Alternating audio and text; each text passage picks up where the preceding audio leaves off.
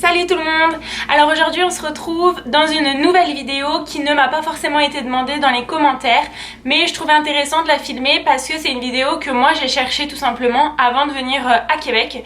En fait je vais vous parler du coût de la vie à Québec. Bien évidemment je vais vous donner certains prix qui sont relatifs à moi-même, c'est-à-dire mon loyer, mes frais de scolarité, les frais de transport, mais toutes les personnes sont différentes. Quelqu'un pourra très bien habiter en colocation, quelqu'un pourra manger bio, quelqu'un pourra ne pas aller à l'école. Donc c'est un petit peu à prendre avec des pincettes, mais ça vous donnera un ordre d'idée de ce qu'il faut à peu près prévoir en fait pour venir vivre ici. Moi j'habite dans un 3,5. De base le 3,5 c'est une chambre, une cuisine, une salle de bain et un salon. C'est que c'est 3 pièces bien séparées et ensuite le demi c'est la salle de bain. Du coup un 2,5 par exemple ce serait une chambre séparée avec un salon, cuisine ensemble et une salle de bain, ou bien ça pourrait être un salon et cuisine séparés sauf que tu dors dans ton salon. Alors moi pour mon 3,5 je paye 786 $ par mois avec chauffage d'inclus, donc je paye seulement l'électricité en plus. Donc c'est un petit peu cher mais je suis bien placée, je suis sur Sainte-Foy, quartier universitaire dans le sens où j'ai la pyramide, l'université de l'autre côté, j'ai les bus donc 807, 801 qui passent à l'université, le 800 etc. J'ai le 18 également qui descend en basse ville. Je suis vraiment très bien située, je suis à 10 minutes, non peut-être pas 15 minutes à pied de l'institut dans lequel je travaille et concrètement je suis parfaitement bien ici. Par exemple avant de venir ici toute seule j'étais en colocation dans un demi-sous-sol d'une maison, on était 5 dans la maison et je payais 350 $, donc concrètement j'étais toute seule les week-ends, donc ce qui me permettait d'être un petit peu indépendante, et j'étais concrètement à 7 minutes à pied de mon institut, donc encore une fois je fais vraiment attention à être proche de tout quitte à payer un petit peu plus cher. Maintenant si vous allez en basse ville, que vous cherchez une petite colocation qui paye pas de mine et qui est bien, vous pouvez peut-être vous en tirer pour 250 $, mais je dirais que ça va être le prix vraiment minimum à mettre. Ensuite un autre exemple, j'ai une copine qui est dans un 2,5, elle paye 675 $. Donc moi pour vous donner un ordre d'idée, j'ai à peu près 70 mètres carrés dans mon appartement, je paye 786 $. Elle doit avoir 50 mètres carrés, pas plus, et elle paye 675 $, mais elle a l'électricité de compris à l'intérieur et le chauffage. Plus vous allez vous rapprocher de tout ce qui est les quartiers comme Montcalm, le quartier Cartier, le Vieux-Québec, etc., plus les prix vont augmenter bien sûr. Je vous conseillerais, si vous n'avez pas beaucoup de budget, d'aller en basse ville. Franchement, la basse ville, voilà, c'est moins coté pour le moment, mais il y a la rue Saint-Jean où il y a plein de bars, donc c'est hyper sympa d'habiter là en tant qu'étudiant. Ensuite, deuxième point, bien sûr, c'est l'électricité. Donc comme je l'ai dit précédemment dans mes 2 dernières vidéos, je pense, l'électricité est vraiment pas chère ici. Au 2 mois, je paye exactement 42 $, donc ça me fait 21 $ par mois, ce qui n'est vraiment pas beaucoup comparé à en France en tout cas.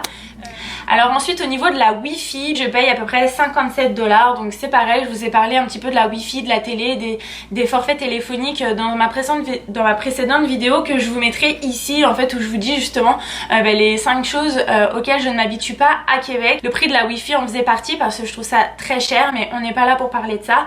Je vous donne juste à peu près le prix, donc c'est un prix étudiant. J'ai eu une offre étudiante au mois d'août quand je suis arrivée, donc je vais essayer de le renégocier cet été. Justement ensuite au niveau du téléphone, donc ça aussi j'ai déjà dit dans une précédente vidéo, mais bien sûr je reprends tout pour les personnes qui regardent pas les autres vidéos.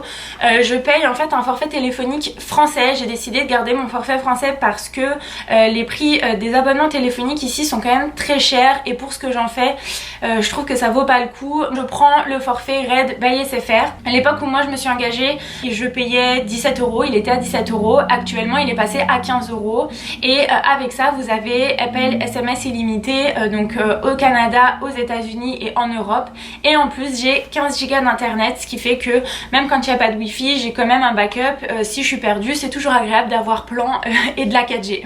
Alors j'ai entendu beaucoup de retours notamment au niveau de chez Free où il faut faire attention parce que Free se rend compte au bout d'un moment que vous n'habitez plus en France et il surtaxe sans prévenir, ce qui pourrait aussi arriver avec le Red by SFR. En tout cas pour le moment j'ai pas eu de problème, donc je garde ce forfait. Pour les courses, c'est un peu plus compliqué parce que, bon, effectivement, je vis toute seule. J'ai été à Costco il y a 3 semaines. Concrètement, j'ai dépensé 200 $ à peu près à Costco. Vous allez dire, oh, c'est cher, etc. Mais la dernière fois que j'étais à Costco, c'était à mon arrivée au mois d'août, c'est-à-dire il y a à peu près 6 mois. Et concrètement, j'avais pas eu besoin d'y retourner. C'est-à-dire qu'à Costco, j'ai acheté tout ce qui est tout ce qui est en gros les pâtes, le riz, la farine, le sucre, le sopalin, le PQ. Bon, c'est pas très glamour, mais c'est des choses vraiment, c'était en pack de 40. Je suis toujours pas arrivée au quart de ce que j'ai acheté. Pensez à acheter aussi les produits ménagers, tout ce qui est pour faire la lessive, ça revient beaucoup moins cher. Donc c'est sûr que ça fait un gros panier, mais au bout du compte, ça vous revient vraiment moins cher. Donc pour aller à Costco, il vous faut une carte d'adhérent. Si vous en avez pas, si vous n'avez pas envie d'investir dans la carte d'adhérent, trouvez quelqu'un qui pourra venir avec vous. Ensuite, au niveau des courses usuelles, je veux dire une petite épicerie, par exemple samedi j'ai été à Métro, donc c'est le métro de la Pyramide, j'ai dépensé 52 € et concrètement je pense avoir à manger pour 2 semaines. Parce que j'ai mes courses de Costco aussi. Ce métro là est moins cher que le métro à Plaza Laval où j'habitais avant. Et par exemple en comparaison avec un IGA, le IGA est plus cher que le métro dans lequel je fais mes courses. Alors autre point important, c'est les transports. Donc ici l'essence est vraiment pas chère. Si vous avez l'occasion de vous acheter une voiture, bien sûr il faut rajouter l'assurance, le permis de conduire, enfin la plaque en gros que vous payez tous les ans. Moi pour le moment c'est pas le cas, j'ai toujours pas de voiture, donc je prends le bus ou mes pieds. L'abonnement de bus pour un étudiant coûte 52 $ par mois. Par contre pour un non étudiant il est à 87 $. Donc 87 $ c'est quand même très cher par rapport au niveau de transport qu'il y a ici. Moi ça me ferait vraiment un petit peu chier, pardon du mot, de payer 87 $ par mois. 52 $, je trouve encore que c'est raisonnable. D'autant plus qu'à partir de septembre prochain pour les nouveaux étudiants, les frais de scolarité vont inclure le transport. C'est-à-dire que tous les étudiants qui seront inscrits à l'université Laval auront un titre de transport parce que les frais de bus seront inclus dans les frais de scolarité. Si on veut pas acheter de carte de bus forcément, on peut acheter des tickets. Donc dans le bus directement c'est 3,50 $. Il faut toujours avoir de la monnaie parce que mettons que vous avez 10 $, le gars il va pas vous rendre de monnaie. Si vous préférez acheter plusieurs tickets sur une petite carte, vous pouvez aller dans des tabacs, dans les pharmacies, etc. Ça coûte moins cher. 4 tickets de bus en magasin coûtent 12,50 $. Alors ensuite on passe aux frais de scolarité. Je suis étudiante au doctorat, fait que j'ai des cours à prendre à l'université. J'ai une assurance avec l'université. Je prends une assurance dentaire d'ailleurs qui me coûte un certain montant. Pour la session donc d'automne, j'ai payé 80 $, ce qui allait de septembre à janvier. Et pour la session d'hiver et d'été, on paye 136 $ à peu près, ce qui va de février à fin août. Et au niveau des frais de scolarité, la session dernière, j'avais 2 cours. J'ai payé 1400 $ et cette session, j'ai toujours 2 cours et je paye 1500 $. Donc ça dépend des crédits que vous prenez. Plus vous avez de crédits à prendre, plus le montant des frais de scolarité va être important. Enfin, le dernier point que moi je voulais aborder, c'était tout ce qui était loisirs, c'est-à-dire cinéma, les parcs, etc. Alors j'ai noté par exemple qu'un cinéma ici coûtait 12,50 $, sauf le mardi 6 $. Du coup ça fait quand même une bonne petite soirée, un petit cinéma, un petit resto, c'est très convenable, très rentable pour une soirée étudiante. Par exemple, si vous voulez aller faire de la patinoire, comme je vous l'ai dit dans une de mes vidéos vlog que je vous mettrai ici, moi j'ai été la dernière fois faire du patin aux plaines d'Abraham avec Benjamin.